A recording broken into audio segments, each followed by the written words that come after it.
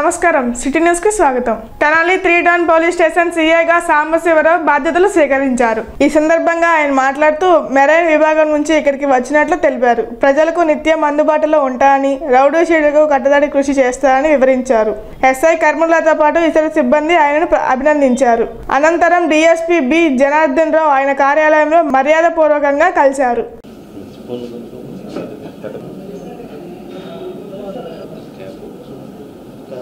Tenali Guntur range IG గారు ఇచ్చినటువంటి ఉత్తర్వుల మేరకు ఈరోజు తెనాలి 3వ పట్టణ ఎస్హెచ్ఓగా బాధ్యతలు స్వీకరించడం జరుగుతుంది. గౌరవ ఎస్పీ గారు అదేవిధంగా డిఎస్పీ గారు ఇచ్చేటువంటి సూచనలు సలహాలను పాటిస్తూ ప్రజలకి రౌండ్ ద క్లాక్ అందుబాటులో ఉంటూ ప్రతి పిటిషనర్ కూడా 100% సాటిస్ఫై అయ్యే విధంగా ప్రజల ధనమాన ప్రాణాలను రక్షించడంలో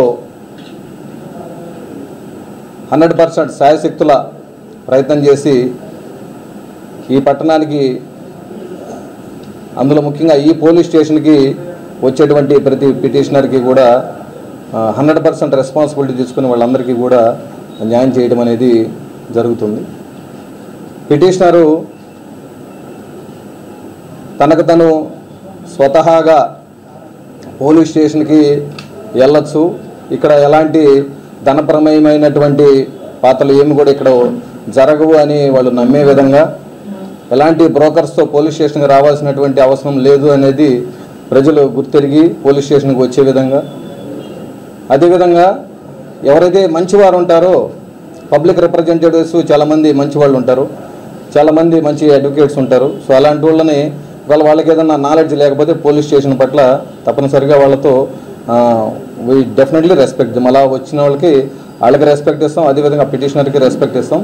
మా దగ్గరికి వచ్చిన ప్రతి ఒక్కరు కూడా 100% సాటిస్ఫై అయ్యే విధంగా, అంటే మంచి వాళ్ళకి, వాళ్ళ న్యాయం ఉన్న వాళ్ళకి మాత్రమే 100% న్యాయం చేస్తామని అందరికీ తెలియజేస్తాము. ముఖ్యంగా తెనాలి పట్టణంలో గుంటూరులో నేను విధి నిర్వహణ చేసేటప్పుడు తెనాలి పట్టణం గురించి ప్రత్యేకంగా చెప్పుకునే ఇక్కడ రౌడీ ఎలిమెంట్స్ ఎక్కువగా ఉంటారనేది మాకు తెలిసింది. అదేవిధంగా కొంతమంది 3వ పట్టణ పోలీస్ స్టేషన్ పరిధిలో గుట్కా తర్వాత గంజాయి ఇలాంటివి బాగా తినేసి ఆ మద్యం మత్తులో విచ్చలవిడిగా వ్యవహరిస్తూ ఆకతాయి చేష్టలు చేస్తుంటారని, ఆడపిల్లలకి కొద్దిగా భద్రత లోపించిందని గతంలో వినేవాళ్ళం. కాబట్టి ఇవన్నిటి కూడా మా దృష్టిలో ఉంది. సో ఇలాంటి అన్నిటి కూడా 100% కట్టడి చేస్తాం. గుంటూరు జిల్లా తెనాలి పట్టణం చెంచుపేటలో మంగళవారం దారుణమైన హత్య జరిగింది. కైలాష్ భవన్ రోడ్లో ఉన్న టిఫిన్ సెంటర్ వద్ద జూటూరు బుజ్జి అనే వ్యక్తిని గుర్తు తెలియని దండకులు పట్టపగలు కొబ్బరికాయల కత్తితో నరికి చంపారు. బుజ్జి అమర్తూరు మండలం కోటితారుపల్లి గ్రామానికి చెందినవాడు. చెంచుపేటలో ఉన్న తన కుమార్తె ఇంటికి వచ్చినప్పుడు టిఫిన్ కోసం బయటికి వెళ్లిన సమయంలో ఈ ఘటన జరిగింది. మాస్క్ వేసిన దుండగుడు స్కూటీపై వచ్చి హత్య చేసి అక్కడి నుంచి పరారయ్యాడని స్థానికులు పేర్కొన్నారు. ఘటన జరిగిన అనంతరం 3 టౌన్ పోలీసులతో కలిసి డీఎస్పీ జనార్దన్ రావు ఘటనా స్థలానికి చేరుకుని విచారణ ప్రారంభించారు.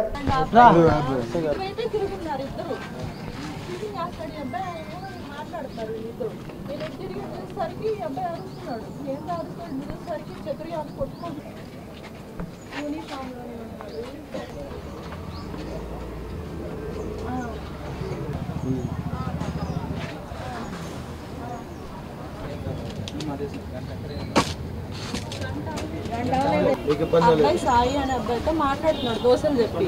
నేను ఇటువైపు తిరిగి చూసేసరికి వెనక్గా అటు నుంచి వచ్చినట్టున్నాడు సెంటర్ నుంచి. అబ్బాయిని నరకటం చూసి నాకు అర్థం కల కొట్టుకుంటున్నారే అనుకున్నాను. చూసారు కొబ్బరి మండలి కత్తుంది చేతిలో. నరికేటప్పుడు నాకు భయం వేసి నేను ఆంటీ వాళ్ళ ఇంట్లోకి వెళ్ళిపోయాను. స్కూటీ మీద మాస్క్ పెట్టుకున్నాడు, హెల్మెట్ పెట్టుకున్నాడు. తెలీదండి, కనిపించలేదు. ఆంధ్ర ప్యారిస్ గా పేరొందిన తెనాలిలో గంజాయి బ్యాచ్ ను పరామర్శించి చరిత్రహీనుడిగా మాజీ ముఖ్యమంత్రి జగన్ నిలిచారని ప్రముఖ టీవీ ఆర్టిస్ట్ కిరా కార్పి విమర్శించారు. సోమవారం తెనాలి విచ్చేసిన కిరా కార్పి విలేకరుల సమావేశంలో మాట్లాడుతూ కల్తీ మద్యంపై జగన్ మాట్లాడటం హాస్యాస్పదంగా ఉందని, ఆయన హయాంలోనే నకిలీ మద్యం రాష్ట్రంలో ఏరులై పారిందని, ఎంతో మంది ప్రాణాలు నకిలీ మద్యం ద్వారా బలికొన్న చరిత్ర జగన్కే చెందుతుందని, ప్రస్తుతం ముఖ్యమంత్రి నకిలీ మద్యం తయారు చేస్తున్న ముఠాను అరెస్ట్ చేయించి సిట్ ద్వారా దర్యాప్తు చేయిస్తున్నారని అన్నారు. సొంత పార్టీ వారిపైన చర్యలకు చంద్రబాబు వెనకాడటం లేదని ప్రశంసించారు. గత ప్రభుత్వ హయాంలో ప్రజాప్రతినిధులు సైతం బూతులు మాట్లాడుతూ ఉంటే ఎక్కువ బూతులు తిట్టిన వారికి ఉన్నత పదవులు ఇచ్చి ప్రోత్సహించిన ఘనత జగన్ది అని ఆర్పి విమర్శించారు. తెనాలిలో గంజాయి విచ్చలవిడిగా అమ్మేవారిని పరామర్శించిన మాజీ ముఖ్యమంత్రి జగన్ కూడా కల్తీ మద్యం గురించి మాట్లాడటం విడ్డూరంగా ఉందని ఆర్పి ఎద్దేవా చేశారు. కూటమి హయాంలో రాష్ట్రం సుభిక్షంగా ఉందని, శాంతి భద్రతలు సరిగ్గా ఉన్నాయని ఆర్పి ప్రశంసించారు. తెనాలికి ఒక చరిత్ర ఉంది. ఆంధ్ర ప్యారిస్ అంటే తెనాలి, కలల కానాచి తెనాలి. స్వాతంత్ర్య ఉద్యమంలో అసువులు బాసిన 8 మందిని కన్న తల్లి ఈ నేల తెనాలి. అంత చరిత్రలో ఉన్నటువంటి తెనాల్లో నేను ఇప్పుడున్నాను. ఇంకొకటి ఉంది, చరిత్రహీనుడు చేసిన పని. హెడ్ కానిస్టేబుల్ చిరంజీవి అనే ఒక వ్యక్తి మీద గంజాయి మత్తులో చంపడానికి ప్రయత్నిస్తే ఆ ముగ్గురికి పనిష్మెంట్ ఇస్తే వాళ్ళని పరామర్శించడానికి వచ్చింది కూడా ఈ తెనాలే. ఎంత గొప్ప చరిత్ర ఈ తెనాలకు ఉంది. ఈ చరిత్రహీనుడు చేసినటువంటి తప్పు కూడా ఈ తెనాల్లోనే ఉంది అని చెప్తున్నారు. ఒక నకిలీ మద్యం, కల్తీ మద్యం తయారు చేసే ఒక కర్మాగారం దొరికింది. దాని మీద చంద్రబాబు నాయుడు గారు ఇమ్మీడియట్లీ దాన్ని పట్టించింది చంద్రబాబు నాయుడు గారే. ఇమ్మీడియట్లీ వాళ్ళని అరెస్ట్ చేయించింది చంద్రబాబు నాయుడు గారే. వెంటనే సిట్ బృందాన్ని, స్పెషల్ ఇన్వెస్టిగేషన్ టీముని అందులోకి ప్రవేశపెట్టి నిజాలు ఎంత ఉన్నాయి, ఏంటి, దీని వెనక ఎంతమంది కుట్రదారులు ఉన్నారు, ఎలాంటి పరిస్థితులు ఉన్నాయని కూడా ఆదేశాలు జారీ చేసింది కూడా చంద్రబాబు నాయుడు గారే. ఇవన్నీ ఒక ఎత్తు అయితే వెంటనే చంద్రబాబు నాయుడు గారు ఒక యాప్ను కూడా ప్రవేశపెట్టడం జరిగింది. నకిలీ మద్యానికి చెక్ పెట్టేందుకు ఏపీ ఎక్సైజ్ సురక్ష యాప్. ఇది చూడండి, మీరు ఏ మద్యం కొనుగోలు చేసినా, అది బ్రాండీ అయినా వోడ్కా అయినా ఏదైనా కావచ్చు, అవి బీర్లు కావచ్చు, రెడ్ వైన్ కావచ్చు, బ్రేజర్లు కావచ్చు, ఏదైనా కావచ్చు, మీరు ఏది తీసుకున్నా కూడా దానికి సంబంధించినటువంటి పుట్టు పూర్వోత్తరాలన్నీ కూడా ఈ యాప్లో ఉంటాయి. ఈ యాప్లోకి వెళ్ళిపోయి దాని మీద ఏదైతే క్యూఆర్ కోడ్ ఉంటుందో, మనం తీసుకునేటువంటి మద్యం బాటిల్ మీద క్యూఆర్ కోడ్ ఉంటుంది. దాన్ని మనం స్కాన్ చేసామనుకోండి, దాని నిల్వ, దాని పుట్టు పూర్వోత్తరాలు, దాని ఎంఆర్పి రేట్లు, ఎప్పుడు తయారు చేశారు, ఎక్కడి నుంచి వచ్చింది, మొత్తం కూడా డేటా అంతా కూడా ఆ క్యూఆర్ కోడ్ స్కాన్ చేస్తే వస్తుంది. ఇది చాలా గొప్ప పరిజ్ఞానంతో కూడింది. నాకు తెలిసి ప్రపంచవ్యాప్తంగా దీనికి మంచి మన్నలు కూడా వస్తున్నాయి తెలుగువారు ఎక్కడున్నా కూడా. ఎందుకంటే తప్పు జరిగిన చోటే దాన్ని వెంటనే నిర్మూలించి వెంటనే దానికి ఒక యాప్ తయారు చేయించి 1-2 రోజుల్లోనే దాని గురించి ప్రెస్ మీట్ పెట్టడం కూడా చంద్రబాబు నాయుడు గారు జరిగింది. నేనేమంటానంటే మొదటి నుంచి కూడా ఈ గంజాయిని కావచ్చు, సారాయిని కావచ్చు, నాటు సారా కావచ్చు, అదేవిధంగా ఈ కల్తీ మద్యాన్ని తయారు చేసింది, ప్రవేశపెట్టింది జగన్మోహన్ రెడ్డి. అంటే గతంలో 2019 నుంచి 2024 మధ్యన 35,000 మంది చనిపోయారు, ఆడవారి యొక్క పుస్తులు దిగాయి. అదేవిధంగా 35 లక్షల మందికి వాళ్ళ ఆరోగ్యం కూడా ఇబ్బంది పడి ఆసుపత్రులు పాలయ్యారు. అలాంటిది ప్రవేశపెట్టింది, చేసింది జగన్మోహన్ రెడ్డి ఆ రోజుల్లో.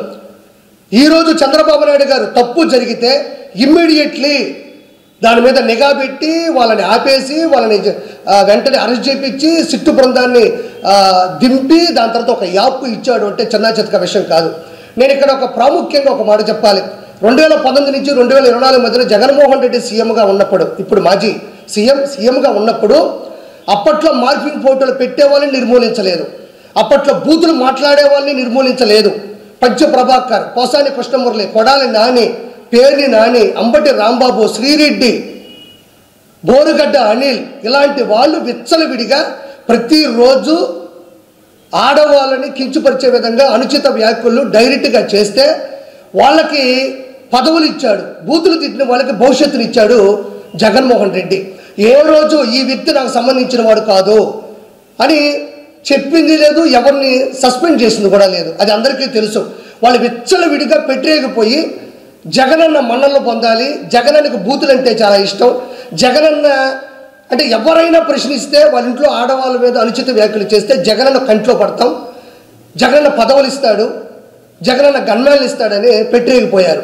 ఆ రోజుల్లో జగన్మోహన్ రెడ్డి నేను చెప్పిన ఈ పేర్లున్న ఏ ఒక్కరిని కూడా, అందులో వర్రా రవీందర్ రెడ్డి ఉన్నాడు, సజ్జల భార్గవ రెడ్డి ఉన్నాడు, వీళ్ళని ఎవరిని కూడా వీళ్ళు నాకు సంబంధం లేదు అని చెప్పింది లేదు, ఎవరిని సస్పెండ్ చేసింది కూడా లేదు.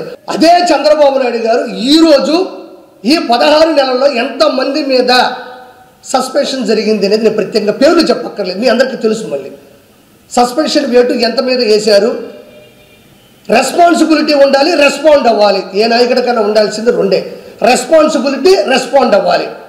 ఈరోజు లిక్కర్ నకిలీ కర్మాగారం ఒకటి వెలుగులోకి వస్తే దాన్ని పట్టించింది చంద్రబాబు నాయుడు గారే. చంద్రబాబు నాయుడు గారు కల్తీ మద్యాన్ని ప్రోత్సహించాలి, కల్తీ లిక్కర్ని జనాల్లోకి తీసుకెళ్లి మనుషుల్ని చంపేసి కోట్ల రూపాయలు గడించి ఇంట్లో పెట్టుకోవాలి అనుకుంటే ఎంతో గొప్ప కార్యక్రమానికి తెర ఎందుకు లేపారని నేను ప్రశ్నిస్తున్నా. దేశవ్యాప్తంగా తగ్గించిన జీఎస్టీ రేట్లపై సామాన్యులకు అవగాహన కల్పించేలా ర్యాలీ నిర్వహించారు. స్థానిక తహసీల్దార్ కార్యాలయం నుండి శివాజీ చౌక్, గాంధీ చౌక్ల వరకు సూపర్ జీఎస్టీ, సూపర్ సేవింగ్స్ పేరిట అవగాహన ర్యాలీని తహసీల్దార్ గోపాలకృష్ణ ప్రారంభించారు. కార్మిక శాఖ ఆధ్వర్యంలో ఈ ర్యాలీని నిర్వహించారు. ఈ సందర్భంగా అసిస్టెంట్ లేబర్ ఆఫీసర్ సుబాని మాట్లాడుతూ ప్రజలకు తగ్గించిన జీఎస్టీ ఫలితాలు అందేలా వారికి అవగాహన కల్పించడమే లక్ష్యంగా ఈ ర్యాలీని నిర్వహిస్తున్నట్లు తెలిపారు. ఈ కార్యక్రమంలో పంచాయతీరాజ్ సిబ్బంది, మండల పరిషత్ సిబ్బంది, తహసీల్దార్ కార్యాలయ సిబ్బంది పాల్గొన్నారు. ఈరోజు మా కార్మిక శాఖ ఆధ్వర్యంలో గిగ్ వర్కర్స్ తోటి ఈరోజు షెడ్యూల్లో భాగంగా ర్యాలీ నిర్వహించమన్నారు. GST super savings, super GST savings కింద ర్యాలీ నిర్వహించమన్నారు. అలాగే ఎంఆర్ఓ గారి ఆధ్వర్యంలో ఈరోజు ఎంఆర్ ఆఫీస్ నుంచి గాంధీ చౌక్, దేవి చౌక్, నెహ్రూ రోడ్డు వరకు ర్యాలీ నిర్వహించడం జరిగింది. ఈ సూపర్ సేవింగ్స్ గురించి అందరికీ అవగాహన కల్పించడం కోసం కూడా సదస్సులు నిర్వహించడం జరుగుతున్నది. దీంట్లో ఈరోజు పంచాయతీరాజ్ డిపార్ట్మెంట్ వాళ్ళు, మండల పరిషత్ వాళ్ళు, అలాగే ఎంఆర్ఓ గారి ఆధ్వర్యంలో నిర్వహించడం జరిగింది. కౌలు రైతుల చట్టాలను మార్చి నూతన చట్టాలను తీసుకురావాలని కౌలు రైతు సంఘం నేతలు విజ్ఞప్తి చేశారు. స్థానిక తహసీల్దార్ కార్యాలయంలో తహసీల్దార్కు వినతి పత్రం అందించి రైతుల సమస్యలను పరిష్కరించాలని విజ్ఞప్తి చేశారు.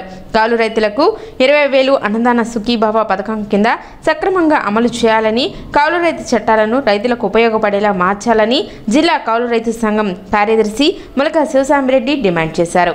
కౌలు రైతులకి అన్నదాత సుఖీభవ పథకం కింద 20,000 రూపాయలు ఇవ్వాలని, అట్లాగే రాష్ట్ర ప్రభుత్వం కౌలు రైతుల చట్టాన్ని మార్చి నూతన చట్టం తీసుకొస్తామని హామీ ఇచ్చింది. 18 నెలలు గడిచినా కానీ ఇంతవరకు ఆ చట్టాన్ని ప్రభుత్వం మార్చలేదు. దీని సమస్య మీద ఈరోజు తెనాలి తహసీల్దార్ గారికి వినతి పత్రం ఇవ్వటం జరిగింది. ఎందుకంటే మన ప్రాంతంలో సుమారు 80% పైగా కౌలు రైతులు ఉన్నారు, సన్న చిన్నకారు రైతులు. వీళ్ళందరికీ కూడా వాళ్ళ వ్యవసాయం చేసుకోవటానికి మరి బ్యాంకులు రుణ సహాయం అందించని పరిస్థితి. అందుకని 2 రూపాయలు 3 రూపాయలు వడ్డీలు తెచ్చి వ్యవసాయం చేయాల్సిన పరిస్థితుల్లో ప్రభుత్వం బ్యాంకుల ద్వారా రుణ సహాయం అందించాలని, అట్లాగే వర్షాలు అట్లాగే వరదలు ఇటువంటి వచ్చినప్పుడు కూడా ప్రభుత్వం నష్టపరిహారం ఇవి కూడా పొందలేకపోతున్న పరిస్థితి. ఈ మధ్యకాలంలో ఎరువుల సమస్య కూడా క్లిష్టంగా ఉన్నప్పుడు ఎరువులు కూడా కార్డులు అడిగే పరిస్థితి. అలాగే ఈ పరిస్థితులు అన్నిటికీ చాలా ముఖ్యమైన ఈ కౌలు రైతుల కార్డుని ప్రభుత్వం అందించడంలో విఫలం అవుతుంది. మేము సుమారు 4 నెలల కిందట కూడా మంత్రి మనోహర్ గారికి కూడా వినతి పత్రం ఇచ్చాం. దీని గురించి కమిటీ కూడా, మంత్రివర్గ ఉపసంఘం కమిటీ కూడా చర్చిస్తుంది. దీన్ని వెంటనే రాబోయే అసెంబ్లీలో కూడా పెడతామని చెప్పారు. కానీ చెప్పి కూడా ఇప్పటికి కూడా 4 నెలలు గడిచినా కానీ వాళ్ళ మంత్రి గారి హామీ కూడా అమలు కాని పరిస్థితి. అట్లాగే పవన్ కళ్యాణ్ గారు కూడా మరి వాళ్ళ కౌలు రైతులకి 1,00,000 రూపాయలు ఇచ్చాము ఆత్మహత్యలు చేసుకున్న కుటుంబాలకు అంటున్నారు. ఇవాళ ఆత్మహత్యలు చేసుకున్న పరిస్థితి కౌలు రైతులు పెరుగుతుంది.